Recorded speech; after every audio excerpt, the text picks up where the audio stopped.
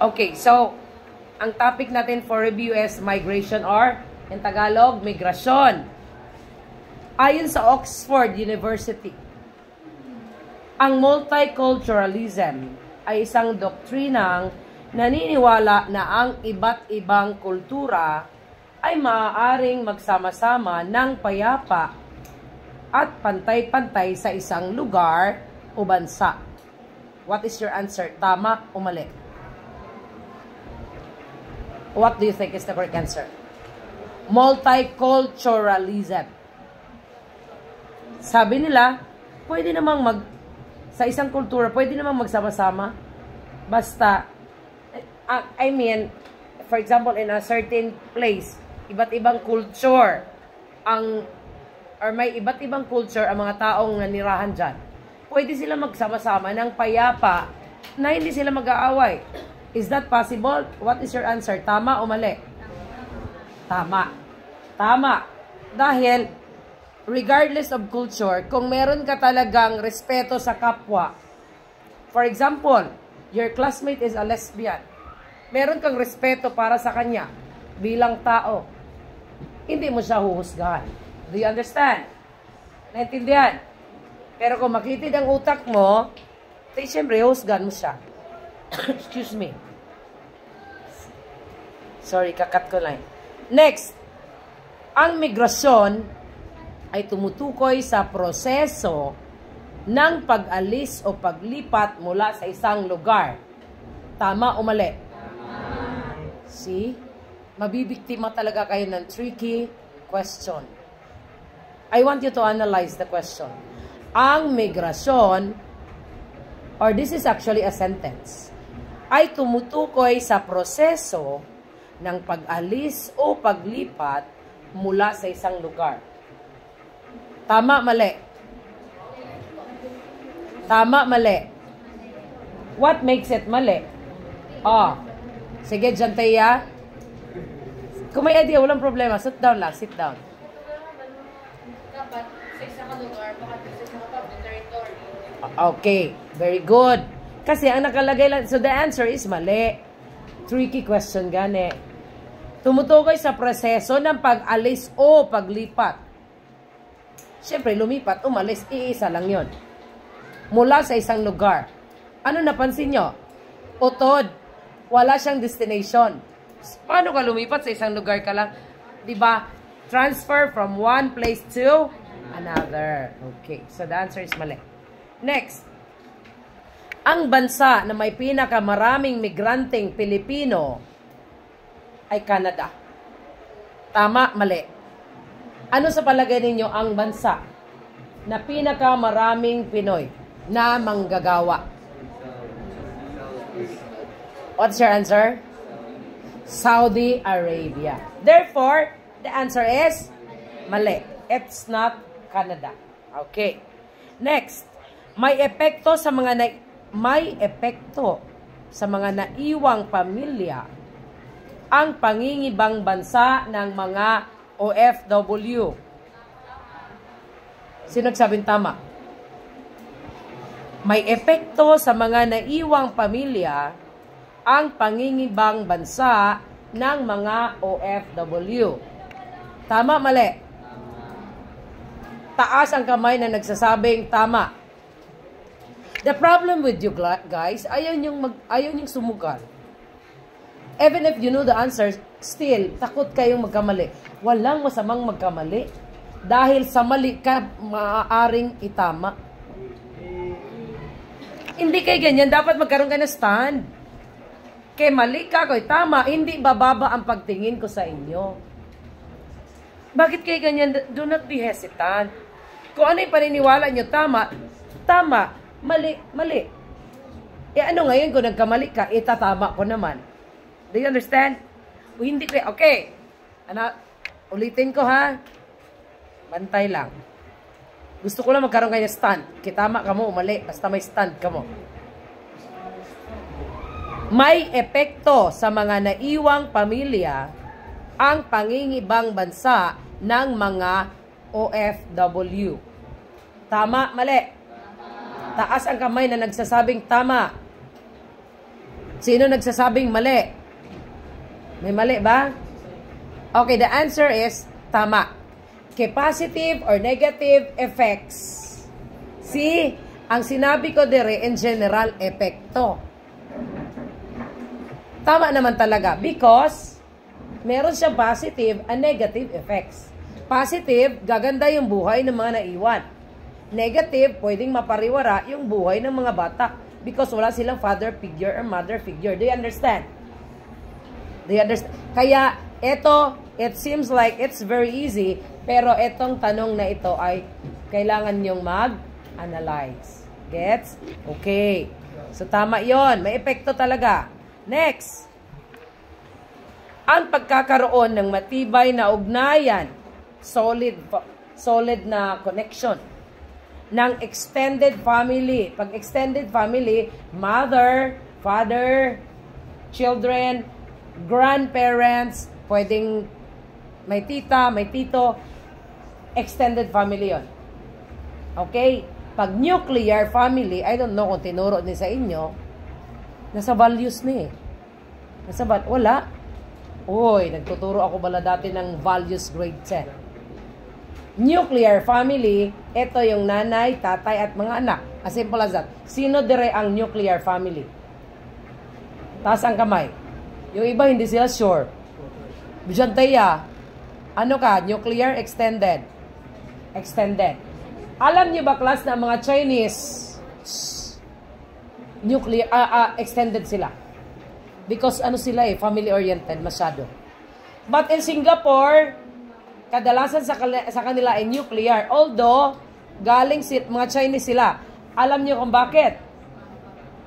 Bakit sa palagay niyo nuclear sa Singapore kadalasan? Bakit? Kasi maliit lang ang lugar nila. Kadalasan sa kanila, imigrante sila from China. Gets? Kasi magdaldala ka gidya mga pamilya mo to. And then, nagkaroon pa ng ZPG, Zero Population Growth, na sinasabi na kinokondisyon ng gobyerno, okay, Jantayaan, Havilona, kunyari, kung mag-asawa ka mo, dapat duwa lang ang bata nyo. Para libre ka mo sa tax. Kapag yan naging 3, bayaran nyo yan tanan. Ngayon, because you want to earn more money, kasi meaning to say no tax, more money, diba? Duwa lang ang anak. Isa, duha lang. Kaya na sinabi ng Singapore para hindi magdamo ang populasyon nila because napakaliit ng Singapore. Pwede mo lang ikutin sa buong araw. Ano nangyari? Nadulaan sila ng workers. Why? Wala nang papalit sa kanila. Do you understand? So ngayon, ang ginawa nila, nakita nila, goy, yung una, effective yung ZPG. Oh, hindi pala siya effective. Kailangan natin ng workforce from other countries. Kaya yan, may mga Pilipino nandun, may mga Indiano na, may mga Thailander pa, Indonesia, Malaysia, etc. Gets?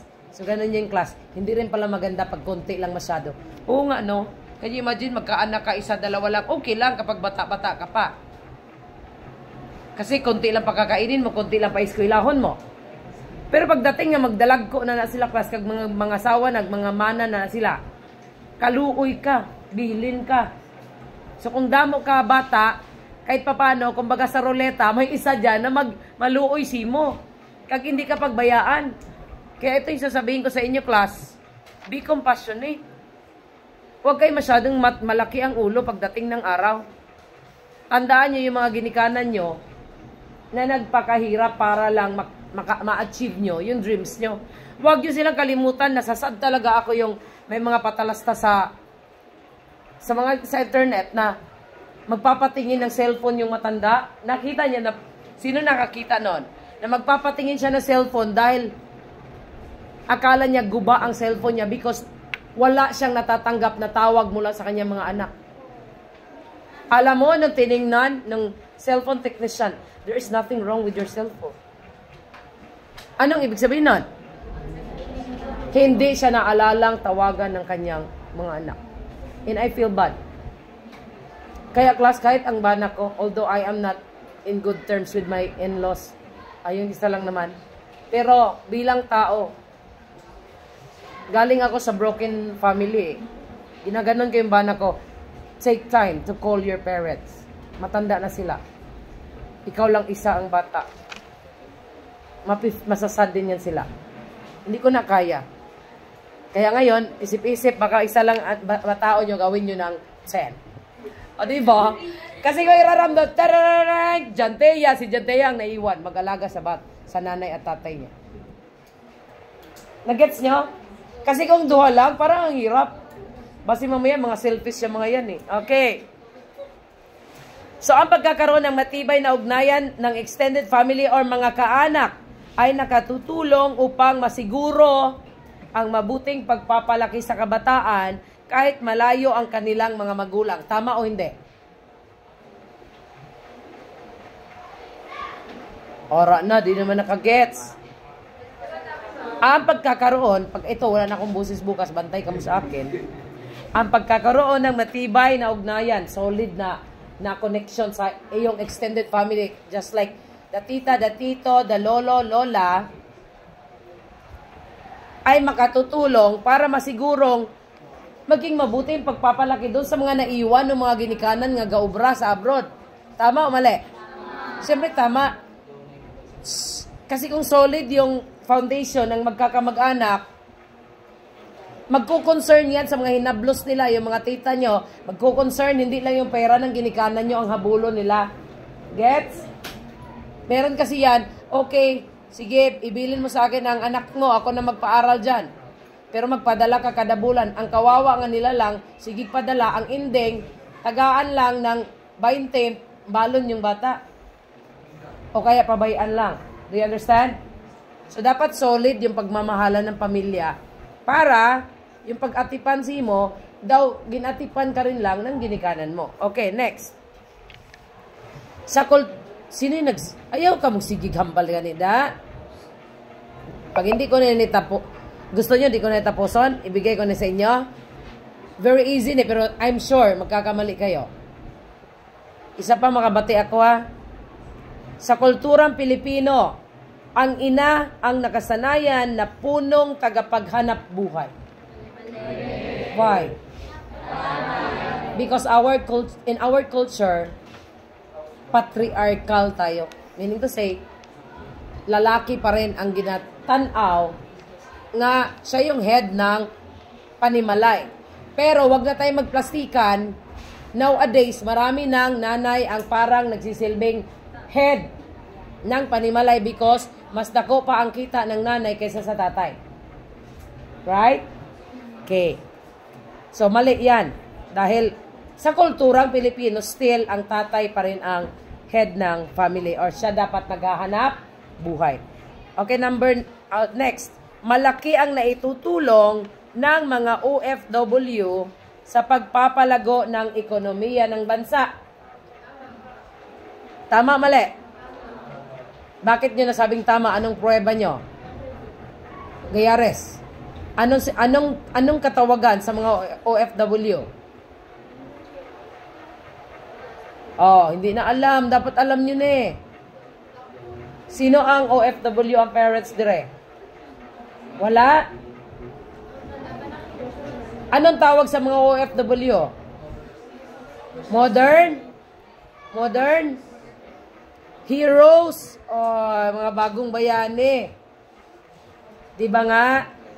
Sila ang, because of their remittances, nagkakaroon tayo ng dolyares.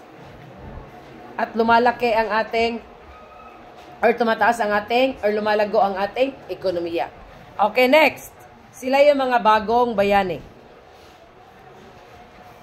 Ang isa sa epekto ng migrasyon ay tinatawag na brain drain. Tama, mali? Tama o mali? What is brain drain? In-explain ko yan dito sa isa. Sa lakas pagawa. What is brain drain? Ano ang brain drain? Meron bala, andun bala yan sa pinadala ko sa inyo. For example, si Johnson's baby powder, naging doktor. Napakagaling na doktor. Subalit, ang sweldo niya sa kanyang pagka-doktor ay 30,000 a month. Ngayon, may offer kay Johnson's. Pamate, kay ikaw ang kinakausap ko. May offer sa kanya sa States. Susweldohan si Johnson ng 300,000. TDN, magkanto si Johnson? Dire sa 30,000 o sa 300,000? See? Yan yung brain drain. Yan ay isang problema ng ating bansa because ang magagaling na professional ay pinil-piling magtrabaho sa ibang bansa kapalit ng malaki or mataas na pasahod. So ngayon, sinong matitira?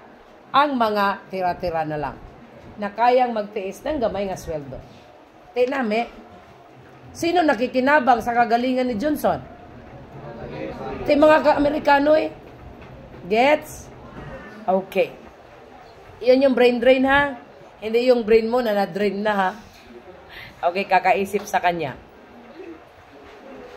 Okay. Next question. Oh, tama eh. Epekto siya, di ba, ng migrasyon?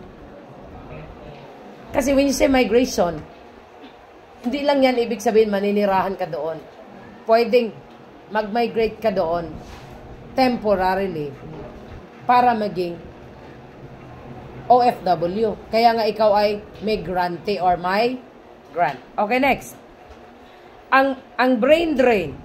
Brain drain na naman tayo. Purgahin ko ka mo ng brain drain para pagdating nyo ng senior high, kabalo na kamo ko. Alam ko, may magtatanong na teacher nito. Sige nga, anong ibig sabihin ng brain drain? And then, masaya ako, at least mga estudyante ko, kabalo kung anong brain drain.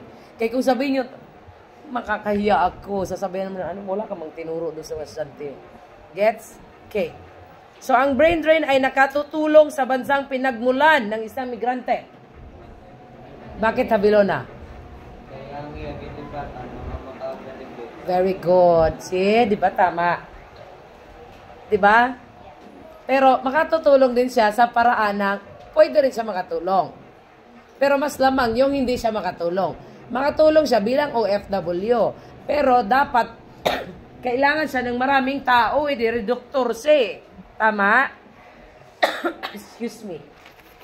Inom lang ko. Ano ba nangyari sa Katlia? Daw na maili ka.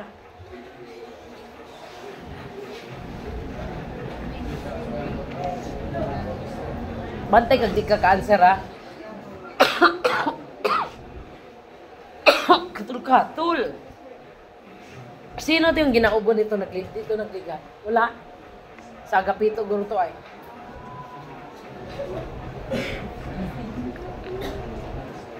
Wala agad ginaubo sa inyo? Wala.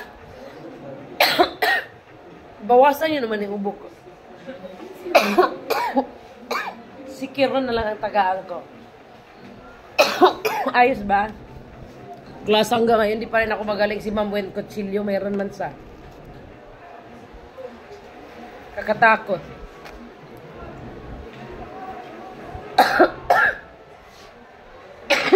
Tinatakot nga niya ako. Magpatingin ka na sa cardio. Sa cardio, magpatingin. Kasi class, connected pala siya sa heart.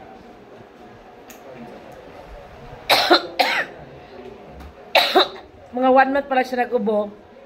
Nag-absent na siya. Ako, 3 months na. Manugpatay na. Present pa rin ako. I hate myself. Ba't kayo natatawa? Hindi niyo napapansin? Kahit manugpatay na ako, gasakit ang ulo ko, gina-high blood ako, present pa rin ako. Ayaw ko mag-absent eh. Hindi ako nahiya ako mag-absent eh. I don't know. Hala, kapatuloy pa pala ni abatan eh. Ayaw mo na ikakat ko na lang yun. Okay, ano na tayo? Saan na tayo? Number 16. Kaya iba-iba ring number na eh. Binabasa ko. Sinasabing hindi apektado sa usapin ng integrasyon or integration. Asan na to?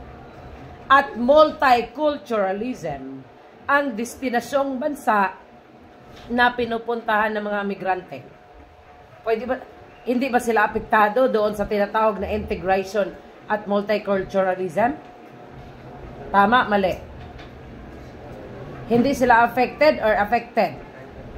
For example, may pumuntang taga Thailand, taga Malaysia, taga Indonesia sa bansa natin. Pwede tayong affected. Maapektuhan ang ating kultura sa kanila or hindi? Wala sila kapaminsar. Sa tingin nyo, maapektuhan o hindi? Havilona. Bakit? Kitao tayo eh. Diba mga social tayong nila lang? Diba nga nakikipag-sosyalan tayo sa kanila? Tingnan nyo nga, kakapanood nyo lang ng mga Korean novela, apektado ka mo. Ano na lang kung dire sila magkanto? Be, kunyari, ang dami-daming mga Koreans na nag-eskwela dire, may mga Thailander, bla bla. Sa tingin nyo, maapektuhan ka mo, hindi? Apektuhan, baka nga mamaya magulat ako yung mga forma nyo, kagaya na sa kanila. Or, pwedeng sila ang maapektuhan sa inyo, maging syong-syongs na rin. Gets?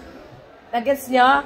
So, meron ganon. Sa magkatuwid, apektado. So, the answer is mali. Okay, next. Normal lamang na makararanas ng diskriminasyon ang ating mga kababayan sa kamay ng mga taong nakatira sa lugar kung saan sila nagtatrabaho, lalo na sa mga tinaguriang racist. Tama, mali? Tama, mali? Wala na noon silang sagot. Tama o mali? Normal lamang na makararanas ng diskriminasyon ang ating mga kababayan sa kamay ng mga taong nakatira sa lugar kung saan sila nagtatrabaho. Lalo na yung mga tinaguri ang racist. Tama, mali? Sino nag-answer ng tama, taas ang kamay? Ang hindi mag-answer, plastic. Sino nag-answer ng mali? Takot gid sila. Alam ko na mga play safe dito. Sino nagtataas ng sino nagsasabing tama, taas ang kamay? Taas ang kamay. Sino nagsasabing mali? Walang nagsasabing mali. Ikaw. Tama, mali. Tama. Kayo, ano answer nyo? Pala naon. Isa sa hindi mabuting epekto ng migrasyon. Isa sa, meaning to say, marami pang iba. One of the, di ba? Sige. Isa sa hindi mabuting epekto ng migrasyon ay ang pagtaas ng kaso ng mga paglabag ng karapatang pantao. Tama, mali?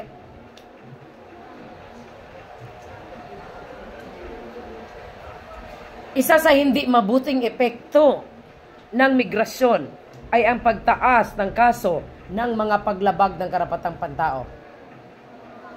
Tama, mali? Okay. The answer is tama. Okay, kaya ako nagtatanong, basta tricky. Kasi nakikita ko talaga, tingnan nyo kanina, mas maraming nag-answer ng tama. Tapos mali yung sagot. But this time, tama. Because, tingnan nyo yung nangyari, yung mga ibang OFW natin na pinagsamantalahan abroad. Diba? Ano pang ginawa ng iba? Pinatay, ginahasa, pinagmalupitan. Kasi walang choice. Okay? So isa sa hindi mabuting epekto yon. Isa lang. Ano pa bang hindi mabuting epekto kapag ikaw nadulot ng migrasyon? Ano pa? Yung iba nababaliw, class. Hindi kinakaya. May nakita ako niyan sa Saudi Arabia. Oo, nababaliw gani sila sa sobrang pressure nila dahil hindi sila sanay na nandyan lang sila sa isang lugar naka-confine, hindi sila kagawa basta-basta. Gakabuang sila, class. O yung iba na palayo sa anak, akala nung una, kaya. Ganun pala yun. May tawag yan, nakalimutan ko. Kaya nga sinasabi nila, na kapag inyong mga bana or asawa or tatay or nanay nasa abroad, hindi nyo sila pagsugidan kaagad. Yung mga nakaka-down ng mga balita. Alam nyo bakit? Kapag sila ay nalulungkot, wala silang karamay. Hindi kagaya dire, painom-inom ka ng Red Doors there at all. I'm down. Sila hindi, they cannot drink wine. Lalo sa Saudi Arabia. Timagtanga sila, kung anong natabo doon. Hanggang sa mabuang na sila, class. Do you understand? Kaya tago-tago lang danay. Kung chismusa ka, pero ako yan, lahat sinasabi ko sa wana ko na anad na kasi ako dahil ang kagandahan sa kanya, controlled. Magaling siya sa pag-control. Hindi siya masyadong nag-eksena. Pero pag alam mo, ngayong tao, nasasabihan mo, alam mo na mabuang-buang na, wag na. Hipos ka lang.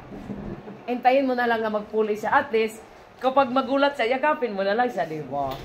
Ang hirap kaya mag-comfort kapag hindi mo mahahawakan yung tao, di ba? Okay, next.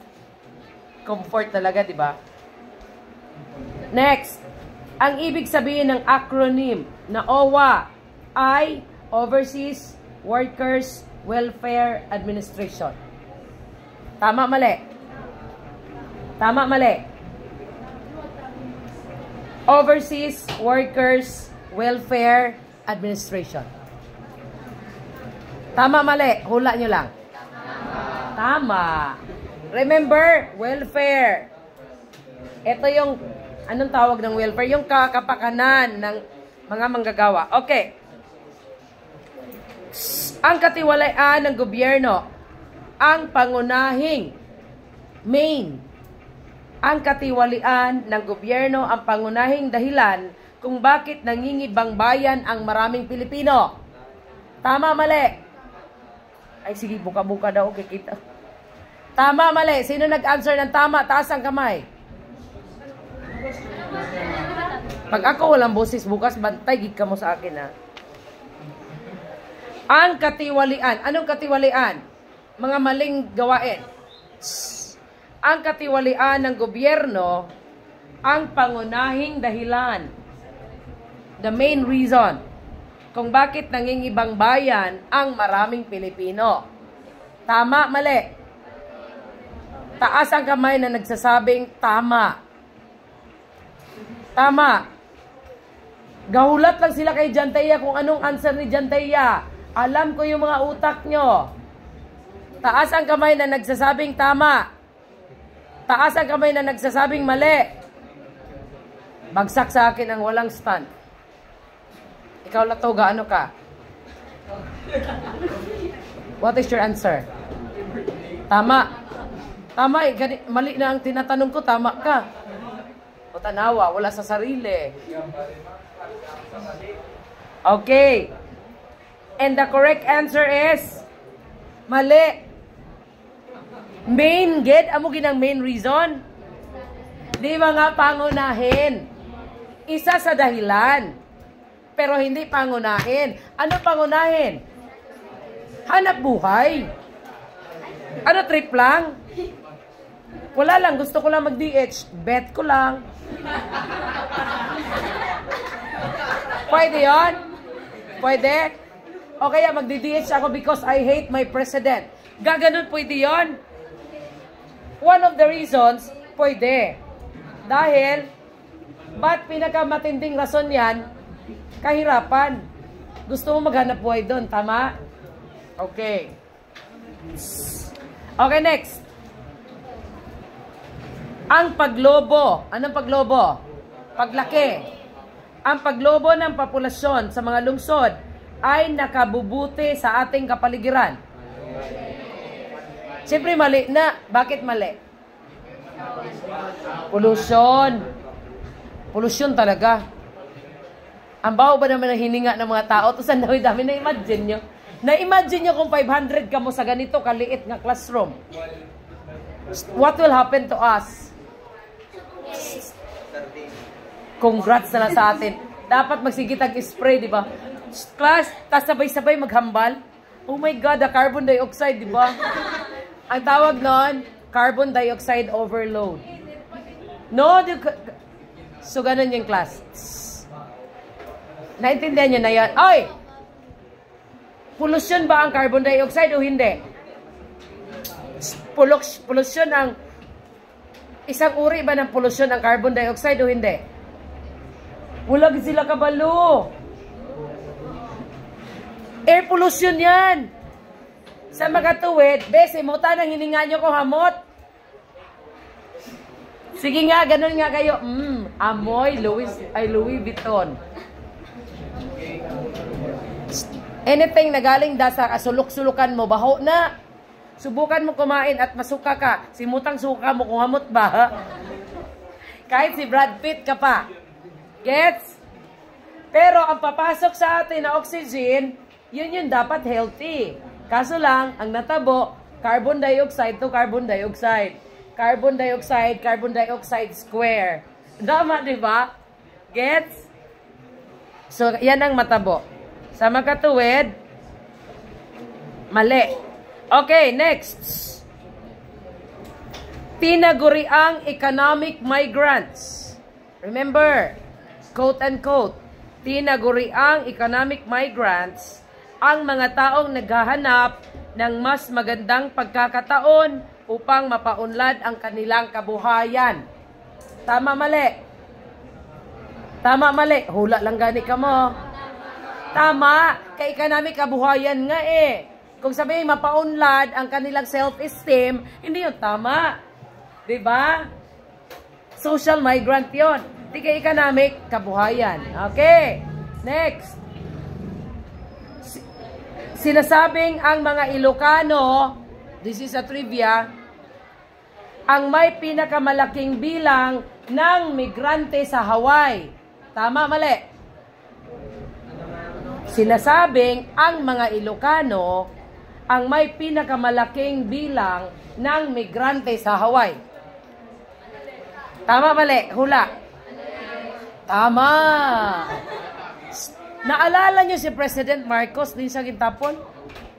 And President Marcos, na original Ilocano yon. At maraming Ilocano totoo yan sa Hawaii. Ang dami. Alam nyo bakit, class? Kasi ginapetisyon nila ang kanilang mga pamilya. Kahit sa California, marami talaga, napapansin ko, class, ang pinakamaraming Pilipino na nasa abroad, Ilocano. Kasi masyado silang because family-oriented sila and then maano sila sa mapagpahalaga sila. Ganon kasi sila eh. So, tinitingnan nila bilang investment yung pamilya nila. So, kapag meron na sila, stable na sila doon, kinukuha na nila at nagtutulungan sila. Okay, next. Hindi mabuting bunga ng migrasyon ang pagkaubos ng mga magagaling na manggagawa sa bansa. Tama, mali? Hindi mabuting bunga ng migrasyon ang pagkaubos ng mga magagaling na manggagawa sa bansa. Tama. Remember the brain drain? Okay. Pabor sa pangkalahatang kalagayan ng mga anak kapag ang kanilang mga magulang ay nangingibang bansa upang magtrabaho. Tama, mali? Pabor, tricky question eh Pabor, tanda nyo itong mga salitang ginamit ko. Pabor sa pangkalahatan, overall, na kalagayan ng mga anak kapag ang kanilang mga magulang ay nag-abroad. Tama, mali? Mali. Kasi, kung pagkalahatan talaga, in some ways. Tama? In some aspects. Siyempre, financial support, di ba? But, yung overall, iba pa rin kapag andyan na magulang. Kaya kahit hindi tayo ganun kadami ang kwarta, kapag kompleto kayo, iba pa rin yung support nun. Do you understand? So, the answer is mali. Next. Ang paghahanap ng ligtas at payapa na lugar ay kabilang sa pull factor na dahilan. Pull, yung hila. Tama o mali? Yung pull factor, ito yung humihila sa'yo para lumipat. Yung push factor, ito yung nagtutulak sa'yo para lumipat. Iba yon. Okay? Iba yung tulak, iba yung hila. So, ang paghanap ng ligtas at payapa na lugar ay kabilang sa pull factor na dahilan. Mali, tama? Okay, tama. Mali. Dahil, ayaw mo sanang lumipat because ang ganda ng balay mo. Kaso lang, ang gulo-gulod ba'y nagbabarilan dyan sa lugar nyo, yan ang magtutulak sa'yo para maghanap ng mas payapang lugar. Gets? Kadalasan, kapag full, ito'y positive. Anong humihila sa'yo? Ang ganda kasi ng lugar sa New Zealand eh. Parang, kaya gusto ko talaga manirahan doon. Yun yung humihila sa'yo. Do you understand?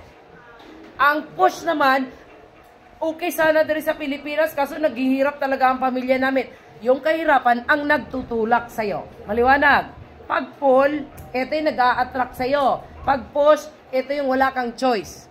Gets? Okay. Next. Madalas na nararanasan ng ating mga kababayan ang sexual exploitation at discrimination habang sila ay nagtatrabaho sa ibang bansa. Tama, mali? Ulit-ulit, wala na, bala kong buses, bala. Pagkatapos nito, isang beses na lang ha. Madalas na nararanasan ng ating mga kababayan ang sexual exploitation at discrimination habang sila ay nagtatrabaho sa ibang bansa. Tama. Okay. Pila na lang, 4. Isang beses ko lang, anong oras na oh? Mahalaga ang flow sa tanawa kung tama niya, kung flow nga ba ito ha. Mahalaga ang flow sa pag-unawa sa trend o daloy ng paglipat ng mga tao. Bao, nandun eh sa pinorward ko sa inyo eh. So, ang flow ba ay ang pag-unawa sa trend o daloy ng paglipat ng mga tao? Tama, mali? Wala, gigamuga. Sus, Ginoo, paano na lang kung modified true or false ni patay ka mo eh. Siyempre, ano sa tingin nyo? Mahalaga ang flow sa pag-unawa sa trend o daloy? Tama, mali? Siyempre, tama. Ito yung flow. Ito yung, oy, ayan pala yung kalakaran. Diba? Mahalaga yan. Ay, oo nga, no. Ito yung trend ngayon. Okay. Kaya pala sila nagsipuntahan sa bansang New Zealand because ang ganda-ganda. Yun kasi yung flow eh. Napapansin ko ang mga Pilipino gustong pumunta sa New Zealand. Ang dami talagang mga Pinoy sa New Zealand. Kaya pala sila nahuhumaling sa bansang ito because ay ganito. Maliwanag? So, nakita mo yung flow. Nakadalasan ng gusto magkatuto ay mga Pinoy. Okay? So, mahalaga. Next. Ang flow ay tumutukoy sa bilang ng nandarayuhan at naninirahan o nananatili sa bansang nilipatan. Tama, mali? Ang flow ay tumutukoy sa bilang ng nandarayuhan at naninirahan or nagstay sa lugar na nilipatan. Tama, mali? Lagi ka mo nagbasa bala. Mali. Because iba naman eh. Iba na ni. Sabi niya tama. Si Janteya. Pamate. It is mali because ang flow, iba yung flow. Diba? Ito yung pagdagsa sa isang takdang panahon ng mga tao. For example, turista. Sa isang takdang panahon. Samantalang ito'y tumutukoy sa pila ang nagkadto dire at nanirahan dire. Ang tawag nun ay stock figure. Okay? Therefore, the answer is mali. It is not flow. Sabi sa inyo, class, kaya ginawa ko na lang tama o mali because medyo mahirap talaga ang lakas pagawa. Ang dami niyang terminolohiya na hindi ko na lang sinali. Okay, next. May 3 uri ang migrasyon. Tama o mali? Wala gid may nagbasa sa... Mali. Parang siya lang nagbabasa. Ano ang 2 uri ng migrasyon? Internal and international. Or panloob o nan. Last. Ito tangina pag ay. Bakit? Aalisin ko naman yun. Okay. Pag ito di pa kayo maka-answer, kalimutan nyo na ako. Si Sir Sitio na teacher nyo next third quarter. Okay. Isa sa pinakadahilan.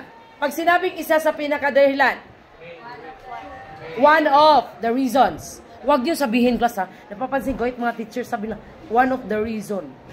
The reason. Dapat reasons. Kasi, kinuha mo yung isa out of marami. Okay. Isa sa pinakadahilan na nangingibang bansa ang ating mga kababayan ay dahil sila ay nakikiuso lamang.